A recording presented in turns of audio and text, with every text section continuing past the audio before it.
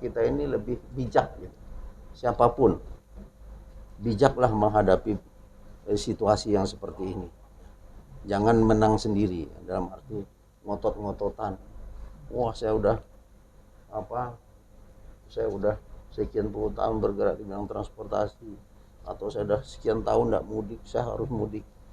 Tidak perlu ngotot-ngototan seperti itu. Ada yang menyalahgunakan. Oleh karena itu pada kesempatan ini kami menghimbau kepada masyarakat jangan sampai membuat berita-berita hoax terkait dengan ketentuan atau kebijakan mudik ini. Contoh sekarang ikhtiar pemerintah mengadakan pelarangan mudik. Ini suatu ikhtiar kita sebagai manusia untuk menghindari masalah COVID ini sendiri. Dan jaga harta benda milik pribadi masing-masing. Seperti mengunci rumah apabila meninggalkan rumah untuk ibadah, mengunci kendaraan bermotor apabila dipakai di tempat umum, terus mematikan listrik.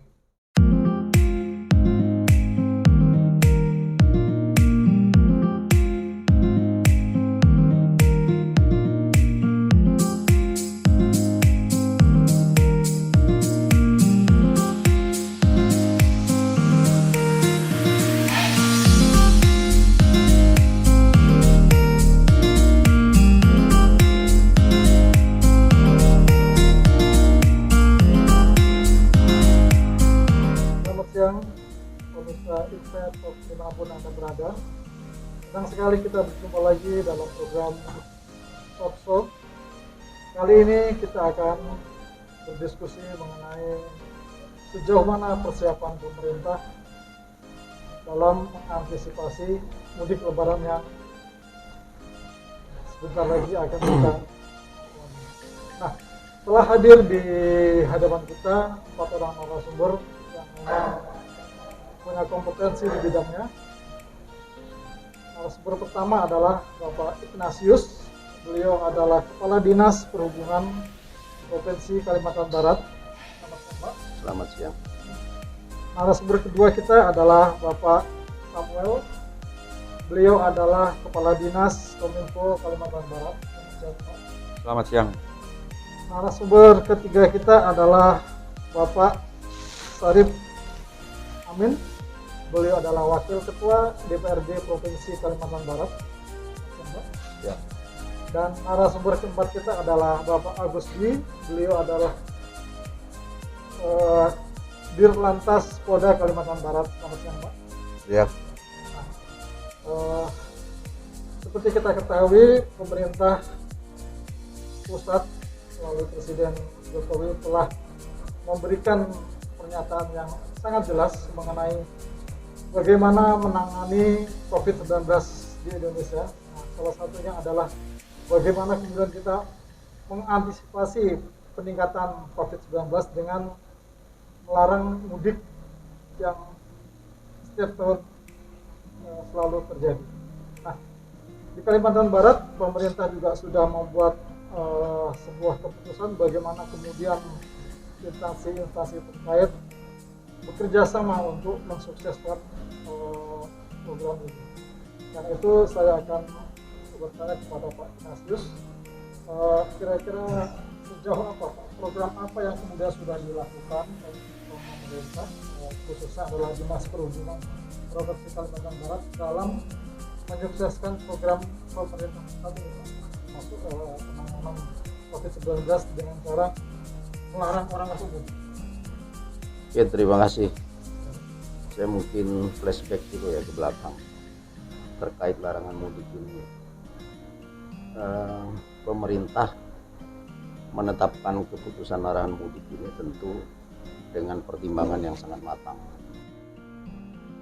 Yang pertama tentu terkait dengan perkembangan COVID-19 yang ternyata terjadi peningkatan yang sangat signifikan.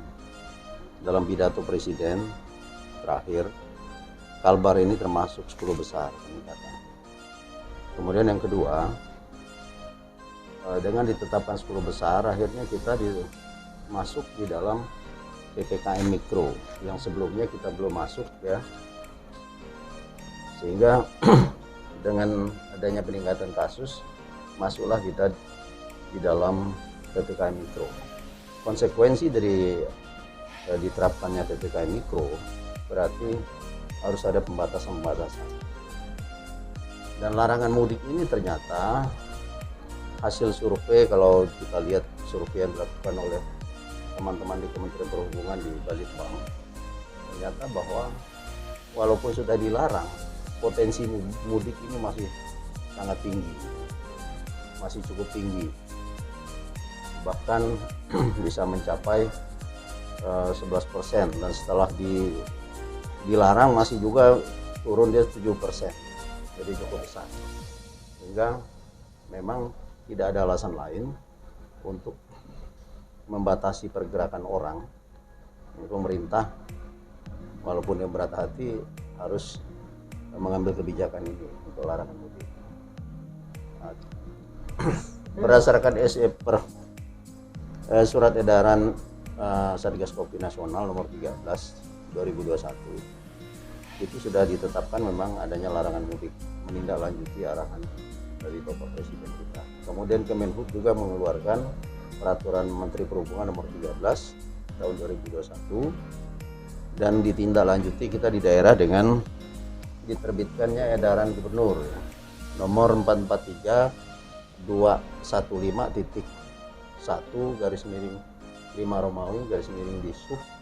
2021.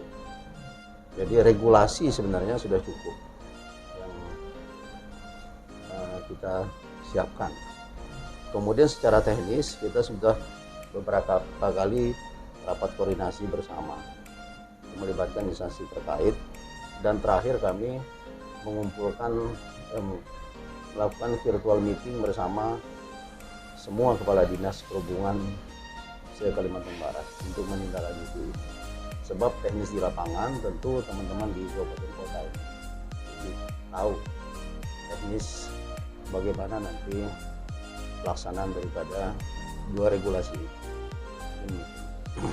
Tadi sudah jelas bahwa pemerintah sudah mengeluarkan regulasi, sudah aturan, sudah ada kegiatan yang dilakukan, dan juga COVID ini sudah berlangsung selama lebih dari 1 tahun ini. Tapi kemudian apapun yang kemudian dikeluarkan oleh pemerintah, kebijakan apapun bahkan larangan segala macam, itu kayaknya tidak bisa dipatuhi dengan baik, tidak ada kepercayaan atas dari masyarakat. Ini kira-kira gimana Pak Samuel?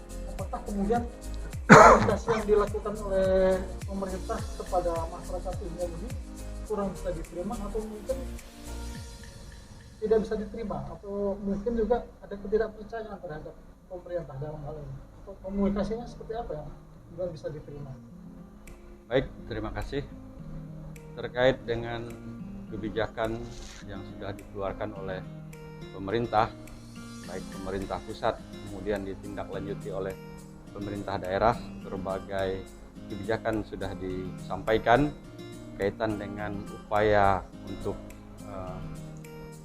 pembatasan atau melarang mudik untuk mengatasi makin meluasnya pandemi COVID-19. Dari Dinas Komunikasi dan Informatika Provinsi Kalimantan Barat, untuk segala ketentuan atau kebijakan itu kita fasilitasi, kita sampaikan, kita publikasikan, kita share ke semua lapisan masyarakat.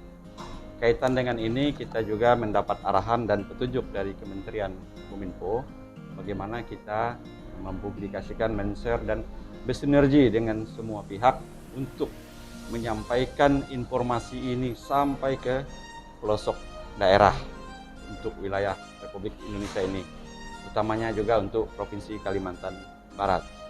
Nah, untuk mempublikasikan ini, Dinas Kominfo Provinsi Kalimantan Barat juga bekerja sama dengan Dinas Kominfo Kabupaten Kota. Jadi mereka yang berada di daerah masing-masing juga menyampaikan informasi yang sama terkait dengan berbagai aturan, berbagai ketentuan. Saya yakin masyarakat pasti mengetahui, karena baik melalui media sosial ataupun melalui media cetak dan elektronik, juga di televisi, kemudian melalui akun-akun pemerintah ya, semua pasti saya yakin masyarakat mengetahui tentang adanya berbagai kebijakan yang sudah disampaikan terkait dengan mudik Lebaran tahun ini. Nah, harapan kita memang masyarakat bisa mengerti dan menyadari bahwa ini semua adalah untuk kebaikan kita. Pastilah Pak, jadi semua kebijakan atau apapun kebijakan pasti ada beberapa mungkin segelintir orang yang tidak mendukung dalam hal ini. Nah, ini yang kita sama-sama memberi pengertian secara menyeluruh, jangan sampai mempengaruhi masyarakat yang lain. Kami berupaya untuk menyampaikan informasi ini secara lugas, gamblang, dan mudah diterima masyarakat seperti melalui infografis. Ini yang kita sampaikan, kita share melalui medsos dan melalui akun-akun dari pemerintah. Demikian. Saya ke Bang Ini. Abang sendiri melihat seperti apa lah? Bagaimana cara melakukan sosialisasi atau menilai masyarakat seolah-olah masih saja mudik di tengah pandemi yang kemudian masih meningkat seperti sekarang. Kira-kira apa yang kemudian memang harus dipertegas atau dipertajam dalam hal kebijakan mengenai ini? Dari DPRD sendiri gimana? Kalau di kami dari aspek politik lah ya, sebenarnya ini kan niatnya baik. Pak Gubernur melalui surat tadi yang dibacakan oleh Pak Ignatius sudah menegaskan bahwa ini untuk kepentingan masyarakat. Di masyarakat sendiri ada kontroversi, ada perbedaan pendapat yang memang kadang-kadang dipengaruhi oleh media-media sosial juga, seperti Pak Sumar tadi katakan. Seharusnya masyarakat juga mengerti bahwa saya katakan kita beraspek Provinsi Kalimantan Barat, kita ketahui semuanya anggaran untuk penanganan COVID ini sangat besar. Artinya pemerintah membuat kebijakan-kebijakan baik itu pusat maupun provinsi itu demi kebaikan kita semuanya, demi kemaslahatan lebih semuanya. Ya memang kalau kita aspek politik kebijakan ini kadang-kadang ada yang pencitraan, ada tidak. Ada hal-hal seperti ini, hal-hal yang berkaitan dengan kesehatan masyarakat ini memang harus mau tidak mau pimpinan daerah harus tegas demi menjaga kesehatan masyarakat itu sendiri, baik itu melalui Pergub, baik itu Perbub, Perkot, Peraturan Wali Kota. Ini sebenarnya yang perlu nih dipahami dari semua aspek lah ya, dari para ustadznya, pendetanya, pastornya dalam memberi pengertian ke masyarakat. Ini ada seakan-akan sekarang misalnya dalam masalah larangan mudik di masa Idul Fitri dikait-kaitkan dengan agama ini dan dengan tak benar sebenarnya. Yang harus diluruskan oleh kita terutama tokoh-tokoh, baik saya sebagai orang politisi di DPRD provinsi atau oleh para tokoh agama ini pengertian, bukan artinya kita ini kenapa tidak ada seperti itu. Karena jujur saja Indonesia ini mayoritas Muslim, tentunya bergesekan ataunya masyarakat Idul Fitri itu mudik itu berapa ratus ribu orang yang pulang. Kalau kita pikirkan kita buat penerapan seperti ini, Pak Jokowi sebagai presiden tidak menerapkan aturan seperti ini, itu akan bermasalah. Nah, kita berkaca pada India sekarang, karena dia keagamaan diganggu seperti itu, akhirnya apa, India menjadi sekarang terburuk masalah penanganan COVID itu sendiri. Juga di Indonesia seperti itu. Kita bicara Kalbar ini tadi dikatakan Pak Ignatius sudah masuk 10 besar peningkatan COVID-nya. Padahal udah kita buat aturan pergubnya bahwa harus PCR keluar daerah, sehingga ada pendapat masyarakat Pak Gubernur begini. Tidak, sebenarnya ini semuanya demi masyarakat. Tapi kita mohonlah respon yang baik ini di menjelang Idul Fitri ini, kita berharap semua tokoh-tokoh atau stakeholder yang ada di daerah, di baik pemerintahan maupun tokoh agama berbicara yang realistis lah, yang bicara bukan main-main. Ini ada banyak orang-orang kita yang kena juga, tokoh politik Pak Maman kemarin kena juga, Pak Abdullah juga kena juga. Bukan ini fiktif, bukan ini bohong, ini benar kejadiannya. Pak pihak polisi juga kasihan, seharusnya mereka tenang-tenang di rumah, dengan atau ini mereka harus turun ke lapangan menjaga ini kebaikan kita masyarakat itu sendiri sebenarnya Bang Mungli, seperti itu. Nah, kita berharap dalam situasi ini mereka mendengar dan mencerna dengan akal sehat lah. Jangan terkontaminasi dengan terpikir oleh hoax-hoax yang ada di media sosial dikaitkan dengan hal-hal yang masalah keagamaan, itu tidak baik juga seperti itu gitu. Ya mungkin saya bicara ini, mungkin pemilih saya mayoritas muslim, tapi saya berpikir kita berbicara baik, insya Allah ada yang mencela, ada yang silakan. Tapi ini akan hati kita sebagai orang politik demi kebaikan dan kemaslahatan umat yang ada di bawah itu sendiri, seperti itu. Ya, terima kasih. Nah, saya pindah ke Bang Agus. Baik. Jadi Bang, pemerintah pusat sudah memberikan kebijakan yang tegas dan juga pemerintah daerah juga sudah melakukan berbagai macam sosialisasi mengenai larangan mudik ini.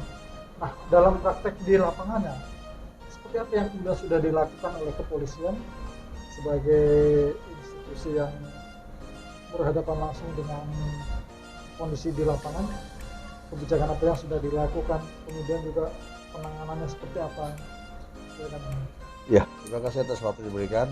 Sebenarnya saya sampaikan permohonan maaf dari Pak Kapolda. Sebenarnya beliau yang akan hadir langsung, tapi beliau ada kegiatan yang bersamaan yang tidak tertinggalkan, sehingga memintakan kami selaku Dirlantas dan selaku Kasat Gasda Operasi Ketupat tahun 2001 untuk hadir, dan tentunya tidak mengurangi esensi daripada acara ini. Jadi saya sampaikan bahwa Polri sesuai dengan amanat dan undang adalah selaku alat negara, selaku pelindung, pengayom dan pelayan masyarakat dalam rangka memelihara kehidupan masyarakat. Yang sudah berperan tentu sebagai garda terdepan, Polri mendukung dan mengamankan segala kebijakan pemerintah dalam rangka keselamatan bersama. Kami sampaikan di Polda Kalimantan Barat, kami mengikuti daripada perintah daripada Bapak Kapolri, kita menggelar operasi ketupat tahun 2021, di mana operasi ini berlangsung selama 11 hari dari mulai tanggal 6 sampai tanggal 17 Mei 2021, yang tujuannya adalah mengamankan kegiatan perayaan Hari Raya Idul Fitri, mendisiplinkan masyarakat dalam protokol kesehatan. Cobaan tentu yang ketiga adalah untuk melarang mudik bagi masyarakat yang akan melakukan mudik di tempat kampung halamannya. Di Polda Kalbar sendiri sudah menurunkan sebanyak 860 personil Polri, dibantu dengan 1913 dari unsur terkait, yaitu unsur TNI, Dinas Perhubungan, Kesehatan, terus Dinmas, Satpol PP, Desa Raja, Damkar, Kesehatan, Pramuka dan lain sebagainya. Yang sudah tentu kita berkolaborasi di lapangan dalam rangka untuk meminimalisir pemudik yang akan masuk ke wilayah Provinsi Kalimantan Barat. Kita sudah mendirikan sebanyak 36 pos pengamanan. Di samping itu pula ada 19 pos pelayanan yang ada di mal-mal, di pasar-pasar. Dibentuk juga pos terpadu sebanyak 5 buah dan pos penyekatan yang tersebar di seluruh kabupaten sebanyak 26 titik. Di dalam kegiatan cara bertindak di lapangan sudah barang tentu kita melakukan dengan cara humanis, berkolaborasi dengan instansi terkait. Kita melakukan identifikasi, melakukan penghentian kendaraan, kita menanyakan identitas kendaraan dan pengemudi, terus kita lakukan pengecekan suhu badan, termasuk melakukan swab terhadap pemudik mungkin di lapangan dengan mengedepankan gugus tugas penanganan COVID-19. Kalbar ini kan identik dengan wilayah yang berbatasan dengan negara lain, dan tentu ada pintu masuk utama resmi maupun banyak juga pintu jalan tikus misalnya. Ya. Nah, kira-kira bagaimana itu kemudian diamankan? Bagaimana sudah dilakukan? Ya. Jadi untuk PLBN yang ada di Kalbar, yang pertama di Entikong, terus di Jago Babang, yang di Bengkayang, terus yang ada di Aruk, yang ada di Sambas, dan satu lagi yang ada di Baduy di Kapuas Hulu. Itu sudah kita koordinasikan dengan instansi terkait pusat TNI yang merupakan penanganan utama yang ada di perbatasan. Sejak tanggal tanggal seminggu sebelum tanggal 5, tanggal 1 itu sudah dilakukan penyekatan di sana. Jadi kepada PMI yang akan masuk ke Indonesia dilakukan screening, dilakukan isolasi selama 5 hari. Setelah itu baru kita lakukan antar sampai dengan tujuannya. Apabila dia tidak reaktif, sampai saat ini tidak ditemukan untuk PMI yang reaktif. Sementara ini juga masih ada yang isolasi di di tempat-tempat yang sudah disiapkan oleh pemerintah daerah. Nanti terus kita pantau untuk perkembangan. Terima kasih. Saya pindah ke Pak Ignatius. Nah ini memang cukup dilematis bagaimana penanganan COVID-19 ini.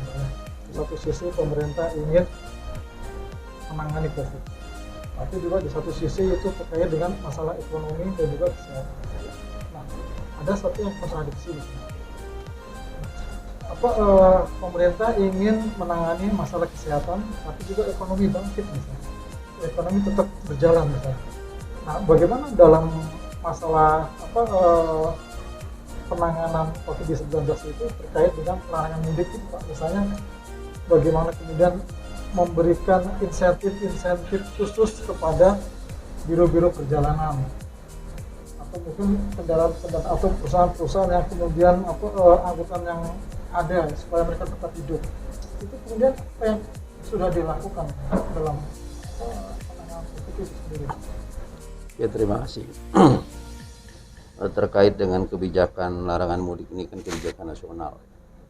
Jadi daerah pada prinsipnya tentu mengacu kepada kebijakan nasional. Ya, memang tadi dikatakan pilihan berat antara pertumbuhan ekonomi dengan persoalan kesehatan.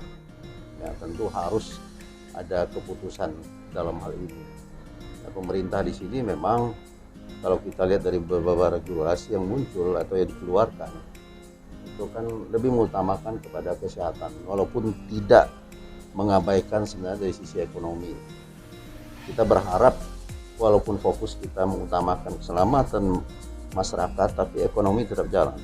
Kenapa saya katakan masih ada perhatian di sana? Kalau kita lihat di larangan mudik ini ada pengecualian-pengecualian, seperti angkutan barang. Angkutan barang ini kan sebenarnya tidak dilarang, logistik dan sebagainya. Sebenarnya intinya adalah sebenarnya larangan mudik ini adalah membatasi pergerakan orang.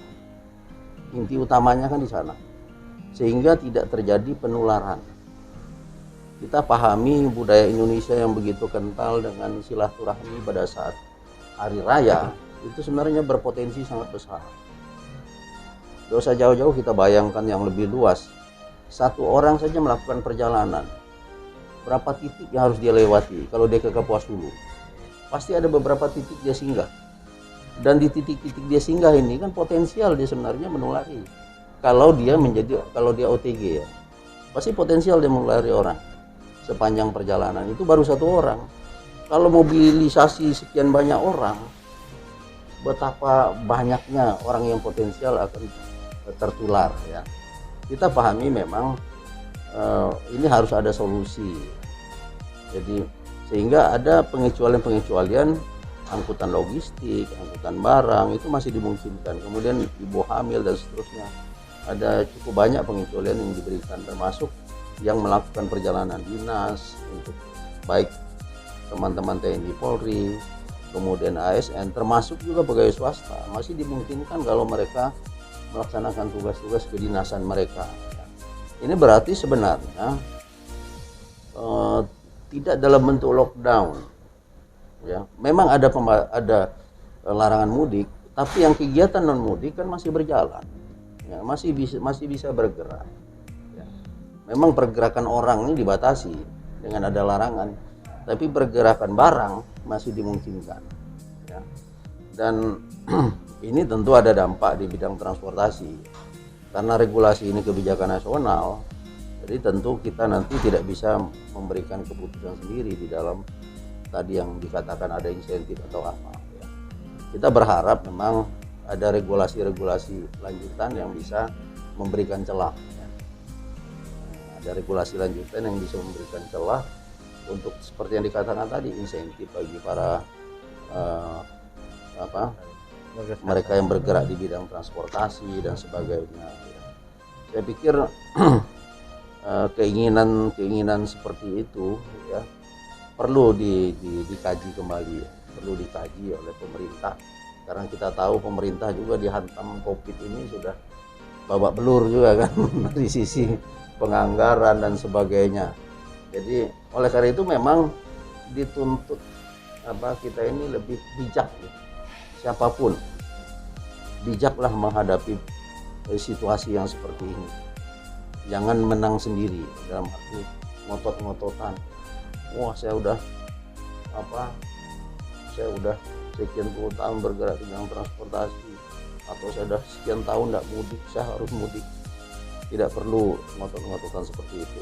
Kita bijak dalam arti bahwa tadi karena potensi sangat besar penularan, tentu kita kalau memang mau sayang dengan keluarga, sayang dengan teman, sayang dengan siapapun orang dekat kita tundalah mudik ya. Dan teman-teman yang mungkin terdampak ya, kita berharap mereka juga bisa dengan lapang dada gitu untuk sementara ini. Karena apa? Risikonya kalau kita lepaskan, jangan-jangan limit waktu yang sekian lama justru kita semakin parah. Kalau semakin parah, perekonomian tidak membaik, justru jadi kontraproduktif kalau menurut saya ya. Tapi kalau kita sepakat semua mendukung secara bersama-sama, semuanya bisa dieliminir pergerakan orang. Nah, situasi kita kembali menjadi lebih baik. Oh, ini kan cuman sampai tanggal 17 ya. Sampai tanggal 17 kita batasi ya. Pelarangan ini kan tanggal 17. Nah, kita berharap teman-teman yang bergerak di bidang transportasi ini ya bijaklah kita menghadapi persoalan ini. Ya, satu sisi pemerintah sudah babak belur seperti saya katakan. Ya, tinggal bersama-sama lah kita dukung. Biar teman-teman yang bergerak di transportasi juga demikian. Kita pemerintah daerah tentu akan sama-sama lah. Tadi sudah disampaikan dari aspek teman-teman politisi, dan saya pikir kalau ini dijalankan hanya parsial, tidak ada dukungan penuh, tidak akan tercapai ya. Evaluasi kemarin kita rapat dengan teman-teman Satgas Nasional, ada pengurangan signifikan orang mudik itu, dan ini kita berharap hal ini bisa kita tekan terus, sehingga tadi potensi penularan itu bisa kita jaga ya, sehingga tidak terjadi peningkatan yang drastis di kemudian hari. Itu harapan. Dalam sosialisasi ini kan kemudian pemerintah sudah membuat kebijakan, kabarnya sebelum sosialisasi larangan mudik itu dilakukan, orang yang mudik sekitar 60%-an, tapi begitu larangan mudik dilakukan turun sekitar 7%, jadi sekitar 53 atau berapa gitu. Nah, tapi di satu sisi pemerintah juga dianggap membuat kebijakan yang ambigu dengan membuka pariwisata atau tempat-tempat wisata di daerah nasional gitu. Nah, itu kemudian juga masyarakat kemudian juga menjadi semakin tidak percaya lagi. Kenapa kebijakan pemerintah ini kadang-kadang membingungkan gitu. Nah, itu bagaimana komunikasi ke masyarakat, atau kemudian pemerintah harus mengantisipasi kebijakan seperti ini? Baik, Pak. Terkait dengan informasi yang disampaikan kepada masyarakat, saat ini memang dengan keterbukaan informasi, semua informasi bisa diakses masyarakat. Apalagi sekarang juga jaringan internet sudah sampai ke pelosok-pelosok desa. Jadi 80% di seluruh perdesaan ya, di desa yang ada di Kalimantan Barat ini yang berjumlah 2031 itu sudah bisa dijangkau dengan internet, sehingga masyarakat bisa mengakses dan bisa mengetahui informasi-informasi apa yang menjadi kebijakan pemerintah terkait dengan pariwisata. Memang di satu sisi pemerintah juga ingin menghidupkan pariwisata. Menghidupkan pariwisata artinya bagaimana daerah-daerah yang tertentu itu bisa dinikmati keindahannya dan lain sebagainya, sehingga aktivitas ekonomi bisa tumbuh di sana. Kaitan dengan itu, untuk membantu promosi pariwisata ini Pak, sebenarnya kita bantu dengan akses internet Pak. Jadi ada konten-konten mengenai pariwisata itu yang bisa dinikmati masyarakat, bisa diterima masyarakat, bisa dilihat masyarakat secara online Pak. Nah, kaitan dengan itu memang kita lihat bahwa sebelum adanya ketentuan pelarangan itu jumlah yang mudik lebih besar Pak ya. Kemudian setelah adanya terbit kebijakan pelarangan mudik itu berkurang jumlah masyarakat yang melakukan mudik. Nah, ini kembali lagi Pak, kembali lagi kita melihat bahwa yang diutamakan oleh pemerintah seperti yang disampaikan oleh Pak Ignatius tadi, bagaimana kita untuk kesehatan ini Pak, lebih memprioritaskan kesehatan supaya pandemi COVID ini tidak sampai lebih besar lagi penyebarannya. Ini memang dilema bagi pemerintah, tetapi tadi sudah disampaikan Pak Ignatius bahwa di satu sisi kita juga memang memperhitungkan bagaimana dampak dari ekonomi termasuk pariwisata untuk tetap ditunjang, tetap dikondisikan supaya pariwisata ini juga bisa hidup, karena dari sisi pariwisata ini aktivitas ekonomi akan tumbuh. Tetapi kembali lagi bahwa dalam hal ini kesehatan masyarakatlah yang menjadi prioritas oleh pemerintah. Demikian.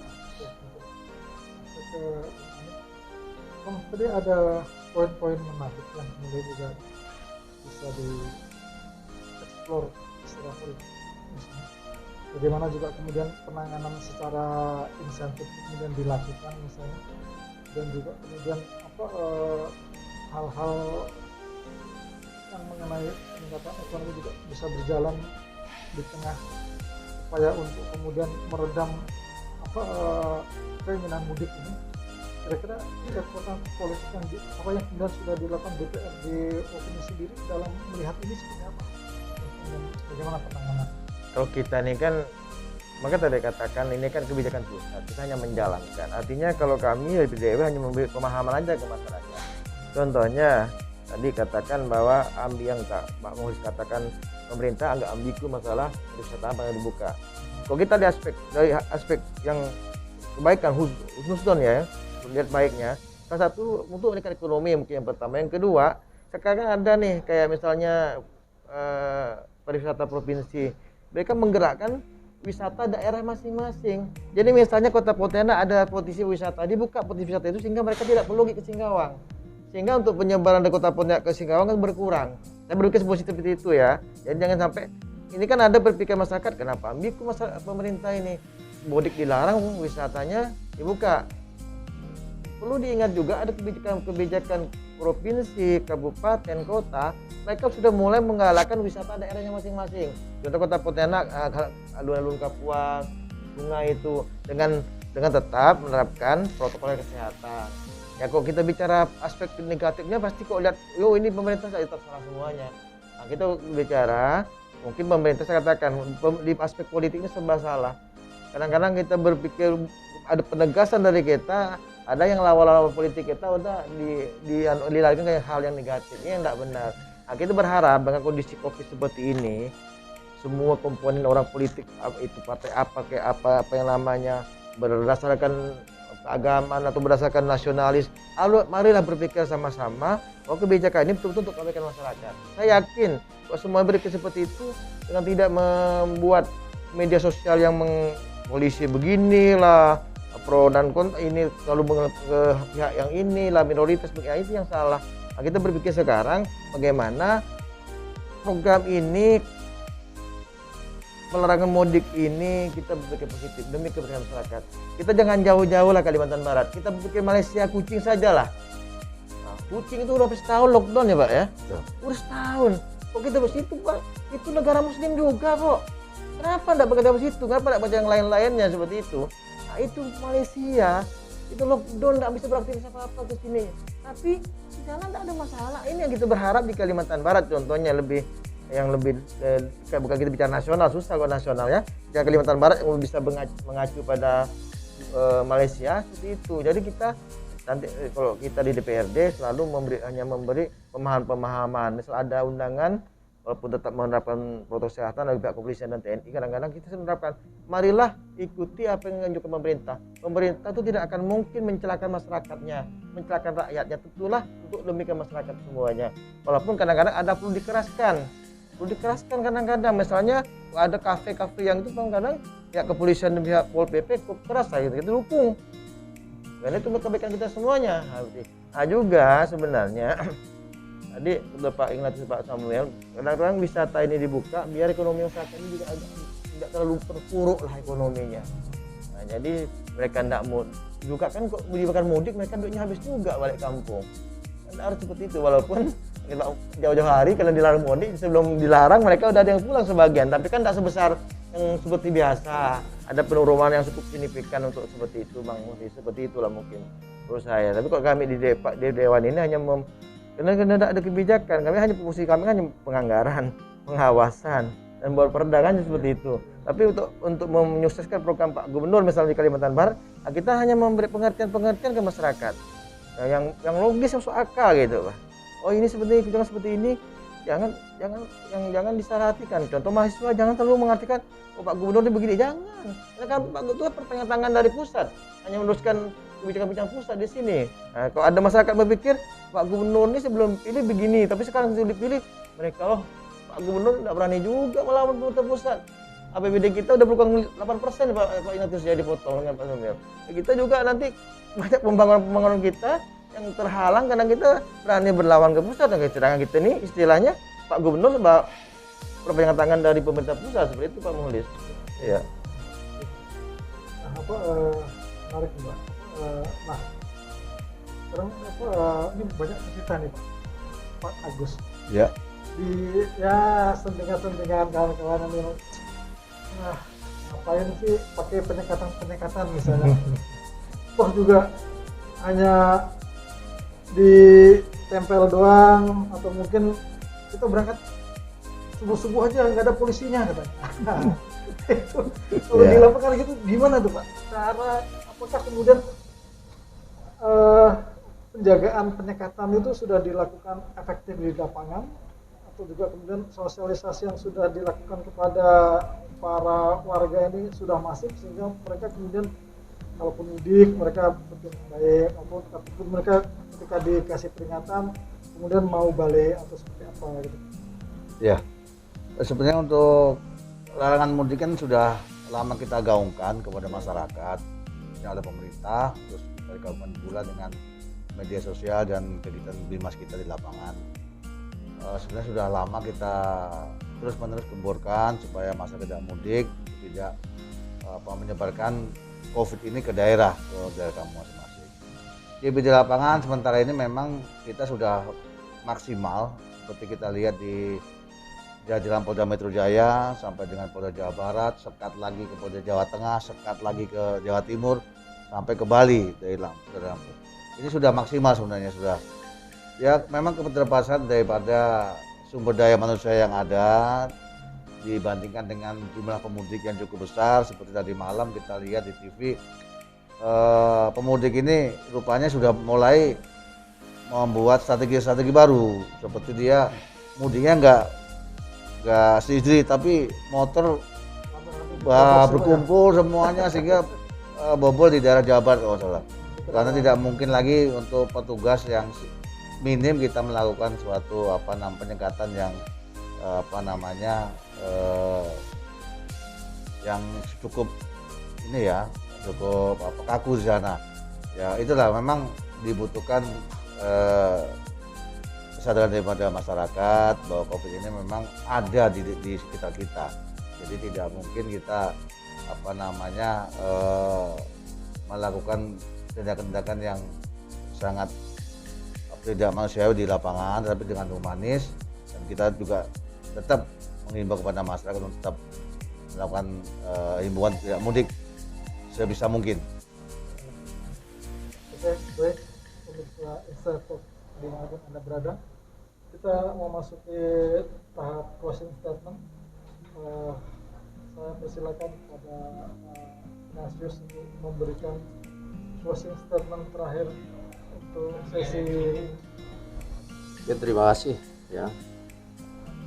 Dari kami tentu regulasi larangan mudik ini kami himbau seluruh masyarakat Kalimantan Barat untuk mematuhinya ya. Karena bagaimanapun juga kebijakan yang diambil ini tentu sudah dipikirkan untuk rugi, sudah dikalkulasikan baik buruknya, karena atas kalkulasi itu harus atas kajian, atas pertimbangan, sehingga muncullah larangan mudik. Oleh karena itu kita berharap tentu seluruh lapisan masyarakat khususnya di Kalimantan Barat ini mendukung kebijakan ini dengan mematuhi berbagai regulasi yang dikeluarkan. Jadi kita harus berpikir untuk kepentingan semua, jangan berpikir untuk kepentingan kita sendiri ya. Karena kalau kita mudik pasti kita bersilaturahmi pasti salam-salaman, cipika-cipiki, dan ini memang potensial sekali. Oleh karena itu kalau kita sayang kepada keluarga, kalau kita sayang kepada sanak saudara yang ada di daerah, kalau kita sayang kepada orang-orang yang ada di sekitar kita, tundalah mudik. Mungkin demikian dari saya. Terima kasih. Baik Pak. Ya, jadi dengan adanya keterbukaan informasi ini bisa saja ada yang menyalahgunakan. Oleh karena itu pada kesempatan ini kami menghimbau kepada masyarakat jangan sampai membuat berita-berita hoax terkait dengan ketentuan atau kebijakan mudik ini. Dan kita harapkan juga masyarakat jangan cepat mempercayai atau cepat untuk menangkap berita-berita hoax tanpa melihat sumbernya dan tanpa mengetahui kebenarannya. Jika ada berita-berita yang dianggap itu hoax, itu bisa ditanyakan kepada sumber-sumber resmi baik dari pemerintah maupun dari berbagai instansi supaya untuk mengecek kebenarannya. Karena bagaimanapun untuk yang menyebarkan hoax pada akhirnya akan ketahuan dan pasti akan berurusan dengan pihak yang berwajib. Mari sama-sama kita ciptakan suasana ini dengan informasi-informasi yang sehat sehingga semua masyarakat kita bisa hidup dengan tenang. Demikian Pak. Bismillahirrahmanirrahim. Assalamualaikum warahmatullahi wabarakatuh. Alhamdulillah kita berharap dengan momen seperti ini diwakilkan serana oleh Bang Muhlis untuk bicara secara di media seperti ini. Saya berharap saya terutama sebagai orang muslim tentunya melihat masalah COVID-19 ini sangat lama dan sangat membuat kita prihatin sekali, dan juga kita sebagai muslim juga harus, di mana Rasulullah pernah mengatakan jauhilah suatu kampung itu apabila di kampung itu ada penyakit seakan-akan kita melihat singa. Jadi mungkin sebagian ustadz atau siapapun bertawakal itu wajar, tapi kita sebagai orang beragama juga perlu ikhtiar, berusaha menghindari hal-hal yang negatif. Contoh sekarang ikhtiar pemerintah mengadakan pelarangan mudik. Ini suatu ikhtiar kita sebagai manusia untuk menghindari masalah COVID ini sendiri. Jadi saya berharap dengan adanya pelarangan COVID, pelarangan mudik dan segala hal itu yang dilakukan pemerintah, saya berharap semua elemen masyarakat berpikir positif saja. Artinya insya Allah yang pemerintah lakukan demi kebaikan kita semuanya. Tidak ada pemerintah yang akan merugikan masyarakatnya, yang akan mencelakakan masyarakatnya. Tentunya pemerintah ingin masyarakatnya sehat, ekonomi juga meningkat. Dan perlu diketahui juga kami juga melakukan kebijakan seperti ini bukan tidak ada dananya. Besar yang dana kita keluarkan untuk penanganan COVID ini. Jadi para peserta yang berbahagia ini saya berharap semua elemen masyarakat marilah kita berpikir positif, berpikir untuk kebaikan bersama. Insya Allah apa yang kita lakukan ini memberi pengertian kepada masyarakat bahwa barang ini ada dan ikhtiar kita dari pemerintah melakukan pelarangan mudik ini demi kebaikan kita semuanya. Saya mengajak semua elemen masyarakat, baik tingkat ulamanya, pendeta, pastor, dari tokoh masyarakat. Saya berharap mari pengertian masyarakat untuk mengikuti semua apa-apa yang dilakukan pemerintah demi kebaikan kita semuanya. Sekian, wassalamualaikum warahmatullahi wabarakatuh. Ya, terima kasih. Saya menyampaikan himbauan kepolisian kepada seluruh masyarakat Provinsi Kalimantan Barat.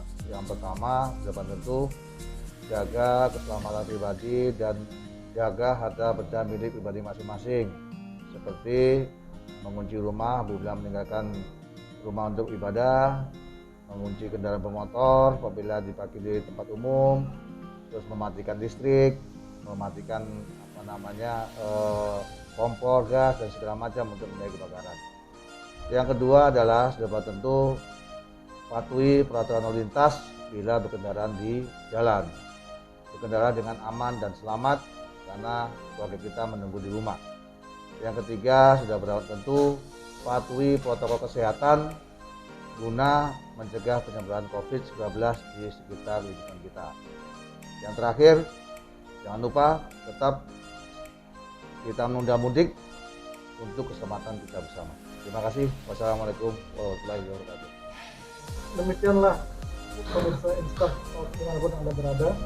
Kita sudah mendengar dari para narasumber kita bagaimana larangan mudik itu kemudian diterapkan dan kemudian semua orang harus punya kebersamaan untuk mengantisipasi penyebaran COVID-19.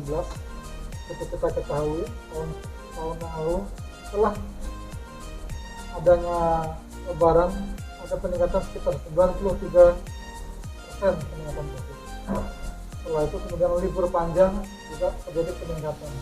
Dan kita tentu tidak ingin lebaran tahun ini pasca lebaran ada peningkatan COVID yang kemudian sangat besar terjadi di seluruh Indonesia, khususnya di Kalbar. Karena itu larangan mudik yang dilakukan oleh pemerintah harus kita maknai bersama sebagai sebuah upaya untuk bagaimana kemudian kita menjaga kesehatan kita bersama demi penanganan COVID-19 yang lebih baik. Terima kasih.